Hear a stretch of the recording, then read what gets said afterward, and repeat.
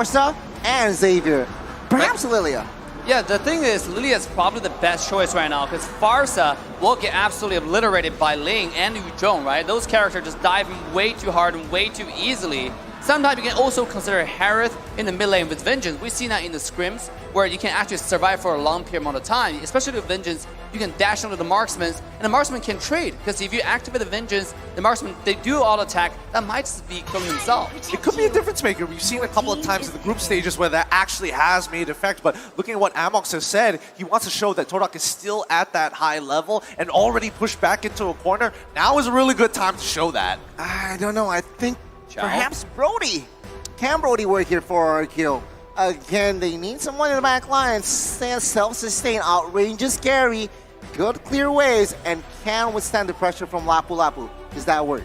Or maybe they are going to go with the last game, just not going to pick a marksman at all. Even though they already have 2 carries that needs a lot of farm. For example, Albert on the lane is going to be needing farm, right? EXP lane, Yuzhong is not really super strong. It's a laning situation in the early game. And then Clay on the Eve is going to be needing a lot of protection. So at this point, it's like if you get another not so mobile marksman, it's going to be needing a lot of problems. And at the same time, we're looking at the draft. The crowd is going wild for RRQ. We got a Viking clap being started by RRQ. Appreciate the support and the love. But now, with Kufra already locked in, we are seeing some signature picks coming out from everybody here at TODAK. They need some answers right now. What support are they looking for? They can go for the Cho, something a little bit to dodge around the CC while still finding those picks. But for all we know, even a Franco could be a difference maker. A Ruby as well. There's so many options. Okay, yeah, it will not be Ruby. It will not be the Farsa as well, Chow as well. It's going to be Lilia and as well as Grog. Now, the way I see it, very fast clearing here. Lilia, fast clear, aided by Grog. It's going to be a fast rotation coming from the TODAK side. And to add to that, they have the Hayabusa that is just so mobile.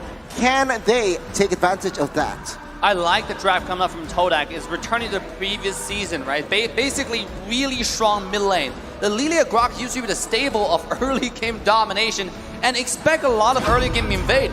Because this two only needs 1 skill each to shove the entire lane, no matter what stage of the game is. They can shove the lane and go to your jungle, knowing that Ling's early game is really weak. On top of that, win on the Kufra is not going to be that tanky at all in the early game as well. Yeah, you might have a knockup, yes, you might have the bouncing ball, but either way, it's going to be kind of squishy, right? You have a carry that can shred your tank. At the same time, we have such strong early game, the Grok and Lilia. Absolutely, and I think that, oh boy, I personally think that when we're looking at the comps, there's so much all-ins that need to happen from both sides. Like the Kufra forces your opponents to all in you, and if Kufra goes in, everybody has to jump in at the same time. There's no backing out. It is all commitment. The only people who can technically quote-unquote retreat from the battle is Melissa and the Assassins. Those are the only 3. So we'll have to see here, ladies and gentlemen. In case you missed it, it is now 2-0 for RRQ. Match points. Let's see, can TODAK find a win as we enter the Land of Dawn? It's time! Match point for RRQ as we load into the Land of Dawn, and the battle will begin as TODAK fight to stay in the upper brackets. Let's get it, boys and girls, ladies and gentlemen. Match point once again for RRQ. Now, pathing, Albert will start in the purple buff, but Rival will start in the orange buff. Now, the rotation, they will meet top side. Look at Grok actually starting off, checking his own jungle a little bit, right? Not really going to the mid lane, just going for the standard wave block. On the bottom side, R7 again asserting dominance over Momo, just showing that I can rotate earlier, I can rotate faster, I can open up the map just a little bit better. And Wen and Yomsky just in the mid lane, trading love with each other. Very, very nice, really nice, peaceful early game. By the way, this game very differently from previous matches. Previous matches we've seen, both teams like to play really aggressive, full dive calm. But this game, even though we have Ling, the Kufra, the Yuzhong coming on from RRQ, but you still have the Eve and Beatrix. A little bit standard 5-on-5 team fight. Absolutely. And I think, you know, wait, Vin, is he going to find the catch? It's just onto Yumski. He's got the power of nature, so he's not too worried about it overall. But I will say that, you know, these lane matches, I feel like RRQ can technically force priority if they want to. It's not like they're completely out of options, right, Gani? Yeah, I mean, they have to, at least, I guess, I mean, wait level 4 minimum, right? I mean, And Kufran, Eve as well, but top bot side here. This might be where the action will start, 2v2, but I guess Ling will not commit to bot side just yet. Hey, I noticed that Clay is already rotating down towards this side of the map. They're expecting a play to actually happen with 6 seconds left for the turtle to come back up. Jiku going to be just stuck in lane. Skylar, he doesn't want to do anything too rash. They haven't seen Brock, and they spotted him out. They see the Haya, they see everybody as bottom lane already getting engaged upon. Not sure what's going on there, but first blood already achieved as Momo, Bravest Warrior, trying to secure R7, who hasn't even used the Black Dragon form. And Clay drops down the real war manipulation, trying to get on top of Momo, tries to proc the shot residue. 1 HP, Finn secures it. Tyrant's revenge, and he gives his life. He doesn't even give it. He's out, and R7 hold it on. Wow, what a play coming off from RRQ. What a trade, what an exchange, and now it seems like Albert, with that space created bot side, he is now going to commit on towards the first turtle. Yoongsuke and Moon trying to deny, trying to give information, and yeah, I guess it worked. The turtle has been resetted. Yep, they're jumping on it. Rival steals it away at the very last second. Momo missing his flicker to land the stun. R7 gets to walk away for free. Amazing steal, this precision from Rival was just so on point. And now, 3 minutes item checks. What's going on there, Dave? Now, more than the item talk, I want to talk about the early game rotation there, right? You see the Eve rotate to the bottom side, and you see both support staying in mid, getting level 4, and that's standard practice. But before that, look at the top side. Oh no! He finds 3, real one manipulation comes down, Finn finally dies, but the damage has been done. Albert gets a jump on the Chico free, but with nothing left, even Skylar trying to green out for that kill, but no, it's Albert's day today. You stay in lane. Oh, the reinforcements from Albert is just nasty again. The timing from RRQ just to set it up. It was looking good for TODAK for a second, but now it seems like Rival trying to catch Clay. They're jumping in, Clay's already dead, but here comes Finn, able to hold on. The Bravest Warrior is out, but Momo can't really get too far ahead of himself. As the lane, they did a lane swap. Yuzong is now still on the bot side, but he's up against a carry. Does he expect this? Yes, he sees him coming. The kill is probably not going to go through, but R7 is going for a full commitment, and now with a shot residue, it's R7 solos Jiku, guys, by himself, and now Moon is caught out of position. Yoongsuke finds the kill to get the trade, but Moon, with his all the black shoes, still has enough. Rival not even going to go for the OK shadow kill on this. They back off. A bold move, a bold rotation, but outside, take a look at this. Bravest Warrior once again. The bouncing ball's annoying, but he secures the kill onto Skylar. Both EXP laners, my God, they are not backing down from a fight. A 2v1 and catches Skylar. What the heck is he on? And now RRQ, they are still ahead slightly. What do you think, Dave? I mean, looking at this game, there are too many highlights, right? We have a support diff coming out from Win right now with the engages, but at the same time, the EXP lane, like you said, they just popped off on both sides. R7 as well as Momo is absolutely destroying this game, but Ling comes in. Albert. He's trying to cancel it. Momo has to use the Bravest Warrior to get on out of there. Here we go. Shadow kill has been used, but Rival cannot get out. The bouncing ball right on top of him. RRQ continue to get kills. That's... He's in trouble here. R7 is going to petrify again. R7 does not miss. My goodness, RRQ and both TODAK, they are expanding, evolving towards the mid-game. And now take a look at RRQ trying to grab the inner turret top side. RRQ, they were ahead 1,000 gold 2 minutes ago, and look at where they are now. Almost 4,000, and TODAK, what can they do? I mean, TODAK at this point, they gotta find a silent pick, right? Yuzong is gonna be harder to kill, but on the other side, RRQ is always ganging up, growing up 3-4 people together. Skylar has a lot of protection always. Now look at again, top side. They find it. Momo not having a chance to breathe and even losing out on his ult. There's just too much that RRQ is doing correct with 4K lead, and now they're continuing to press their advantage. Finn, look for the engage. Oh, Moon almost getting hit by the black shoes, but it doesn't matter. They jump on in, but R7 with his flank in the background forces Chico guys to get on out of there. Finn with a great setup, but it doesn't matter as they don't capitalize on any kills, but RRQ still making the statement, this is our turf. Crucial kill though from TODAK collected. Albert gets taken down finally, and now with this momentum, TODAK might be able to grab a couple of turrets, especially bot side. Now TODAK have equalized here slightly, finding compensation with the last turtle that is about to spawn. I feel like they might be able to have the space. That's Tito. RRQ will not let this last turtle really. The win condition for TODAK is carries farm, right? As long as this guy gets really farm, get a win of nature, doesn't die from Albert's engage in one shot, this guy gonna shred over the HP. We've seen how big of a monster Benny QT was yesterday, and now Carry is being taken out for the first time in this series. Finally not banned and finally got taken out. It's showing its important significance in the current meta. It just have to go with a really good engage like Grok. The wombo combo was a carry's damage, but this skill have to take a little bit longer. Is Win gonna give Carry the room to do that? Right? We've seen how this guy engages. When he finds the opportunity, he not only engages on one person, he engages on the entire team. I mean, that's crazy. Again, RRQ, they are now taking advantage. Vin trying to poke out and zone the TODAK members away as the last turtle will fall to the hands of RRQ. And TODAK trying to grab what they can top side. They try to push and again poke the turrets. Tier 1. Will they force a fight here from RRQ? They are establishing a good setup, but it seems like they haven't found the right engage. They haven't done too much just yet, but the purple buff once again, rival. It's gonna be a struggle. He's a level down, and he's gonna continue to. Wait, hold up, Moonski. He finds the wild charges. He flickers in forward. Momo as well. Engaging, finds two. Now with a second, already the damage has been dealt. Finn could not protect his teammates in time. Just a millisecond off.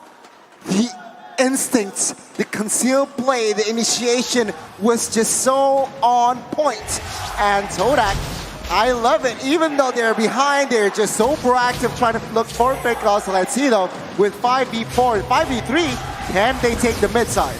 Let's take a look. Win has the most assists in the M series with 490 assists. Woo! Oh my goodness, next with 380. Now you know who's the first and second. It makes sense, but now the battle has begun. Chico guys already getting chomped out by Renner. He's gonna get chased by R7 in the middle of the real one manipulation. Rival is trying his best for the opening shadow kill, but it's too late. The damage has been done. Moon cannot escape it. RRQ find a beautiful fight by the purple buff. And it was a slight over commitment move from the side of TODAK. They want the purple buff. They force themselves onto it. It's a good execution, but a better defense. RRQ saved their resource for the right timing, and Rival and Moon went down, and that is more than enough for RRQ to establish a better setup for this next Lord, the first Lord. Just to play the devil's advocate here, even though when you're behind, we've seen when a team is behind like 5,000 gold, if they're able to find those decisive engages, they can always turn it around, especially with number advantage.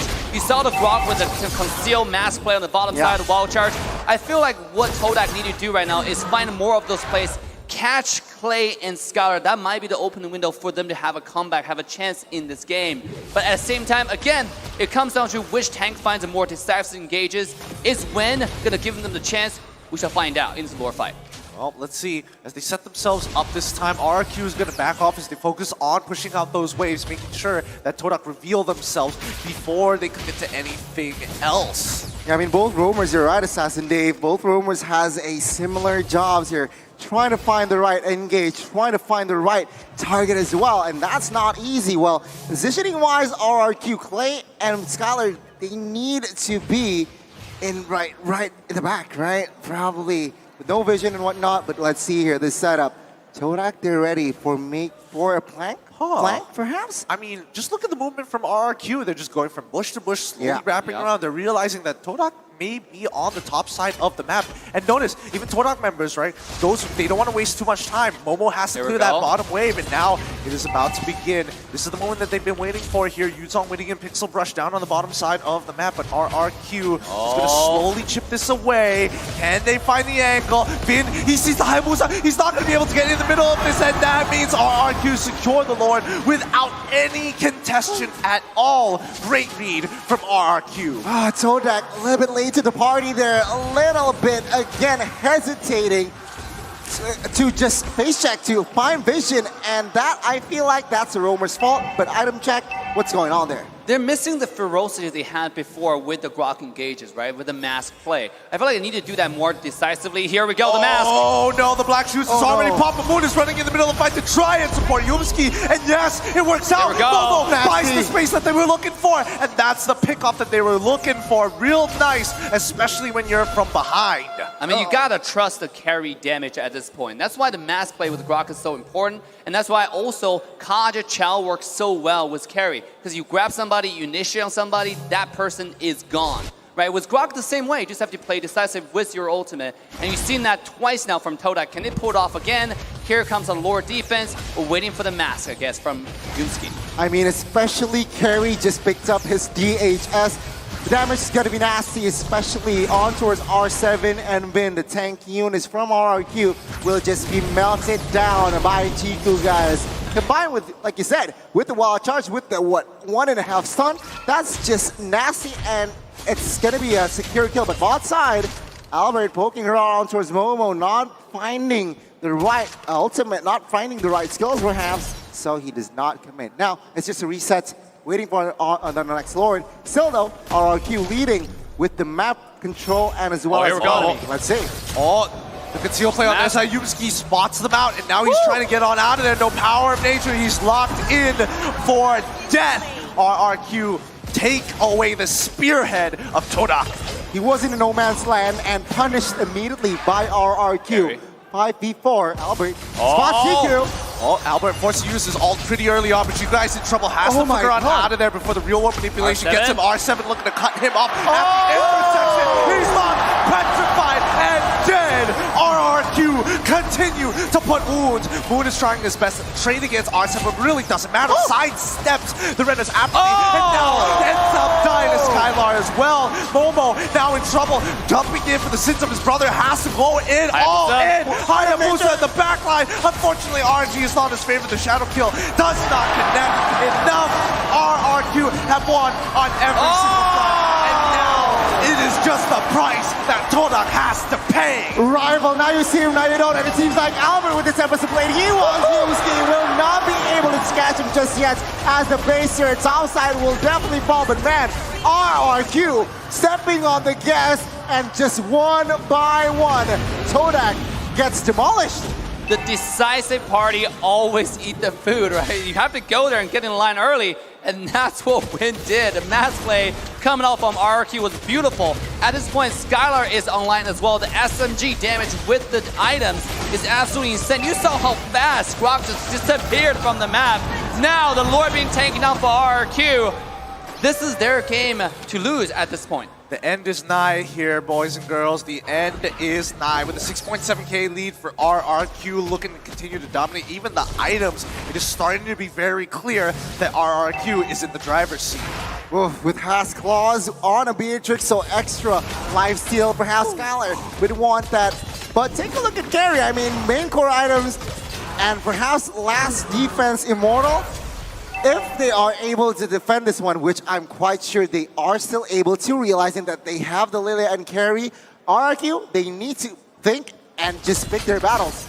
I don't know. Look at all those dives coming out from Albert. Coming from R7. The synchronization on this two is insane. Right? Oh, man. I don't know. Today is a special day. Is it a blood moon? No, it's just Albert's birthday. And now RRQ are in tip-top form with the Luminous Lord walking down on that top side. TODAK have very little opportunities here, but the defense needs to come through. Sacrifice. Cut your losses wherever you can. You need to hold on for dear life. Albert already at half HP. The Luminous Lord is on top of it. Chico guys has to clear it up, and Albert himself is able to find a kill on towards Rival in the 1v1. And But now, even the mid inhibitor is already gonna fall on through Yumski with the Nature's Barrier, trying to slow this down as much as he can, but it's not looking good. Another inhibitor will fall. Skylar having no issues with these objectives as Albert and Vin looking for opportunities. Nature's Barrier once again, R7 looking for the engages, but doesn't find anybody just yet with no waves. They are forced to back up, but Vin finds God, tries to flicker in, and now the real one manipulation comes on. Out Black Track Form gonna jump in towards the back line as Skylar getting attacked by Momo in the middle of all four. His immortality is broken, and now the spirit of TODAK is all that is left. Still, TODAK is still in the game as RRQ, they see no objective on the board, they will back off. But what a siege from RRQ and a defense from TODAK.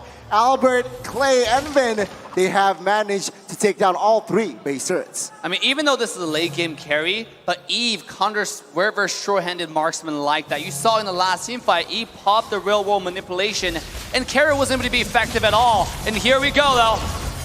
They already fired one. The real world manipulation is good, but wait, the backline under attack. Skylar still alive in the winter, truncheon to protect Moon. Instantly, Rival is gone, and with no black shoes, Moon also dies as well. Moon, now you see him, and now you don't. RRQ now with a man advantage. Can they take advantage of this? Because in 10 seconds, the next Lord will be up. But seeing how naked TODAK base is, are they intrigued and go for the end? It seems like the discipline route is the way to go. They're gonna get the Lord. They have Beatrix, still 10 seconds on Hayabusa, and I think Skylar and Albert's gonna melt this Lord in seconds. Look at that HP just disappearing. That's not even a Lord, that feels like a turtle. Yeah, it does. I mean, they just have so much damage. They're so far ahead. And TODAK, I mean, yes, they've got their core items at this point, now building into situationals, but RRQ is making a statement here. Yeah, they are, and with 10,000 gold lead, a naked base, they are looking to end and secure the upper brackets. Can TODAK defend? Let's wait and see. Here we go. Oh my goodness, Albert almost getting one shot there. He's still alive, and he wants more. He's baiting it out. Come get me, boys. Finds Rival, and Albert. Still, he goes down with his. He still has immortality. It's all good, but Yumski is looking to take him out. The rest of the team look to combine together and group up, and Yumski continuing to distract Clay as the defense is going down on the bottom side. Do they notice this? RRQ just back on off. My goodness, the distraction from Rival. It worked. He got to the base, and RRQ with that Lord push will not be able to mount to anything, and it's just another reset. Beautiful job from TODAK over there. The distraction again. This decisive play wins the game, right? You saw Grok coming in with the mass play, finding the kill, almost the kill onto Albert, but the mechanic is there, right? Albert's able to get away safely with 1 HP and spamming some recall as well just for the style points. What a game, what a series so far. Still over 10,000 gold lead to the favor of Team RRQ. They either have to wait for the next Lord to play safe, or they can sink the wave and try for their chances. But let's take a look at this fight right here. Wait, did he spot him out earlier? Yumski's now in trouble, forcing the flicker on out. The initiator, the spearhead, is going to fall with the backline, getting attacked. R7 in the middle of that fight, but Rival is trying his best. He's using the OK Shadow skill, takes him out. Vin getting on top of Chiku, guys. There's real world manipulation already down, but the backline is Momo with the Bravest Warrior. Cannot clean it up. Moon still alive, gets locked by Vin, and Rival has to do something, but with no purple buff, there's only so much that can be done. Chiku, guys, completely out of that fight because of R7. A 3-for-1 fight, a crucial fight for RRQ. Can Rival Chiku, guys, defend this one? Let's wait and see. Look at the damage coming online, though. Oh, the winds of nature, keeping him alive, as well as immortality. That is it. You have your victors. Moving on in the upper brackets, it's RRQ Hoshi. The GG. Well played. The Kings of Kings protected their stature, their status quo, and stayed in the upper brackets, putting again TODAK to the lower brackets. A clean sweep Ladies and gentlemen, bring out your brooms because it's a 3-0 victory for the Kings of Kings. 3-0 victory, insane. And thank you everybody watching M4 bringing us to 2,294,423, a record slowly being overthrown. Amazing achievement, and let's go for more. M4 Knockout Stages has just begun. Remember, it's just day 2, but don't forget, users redeem code right now. Dare to be great.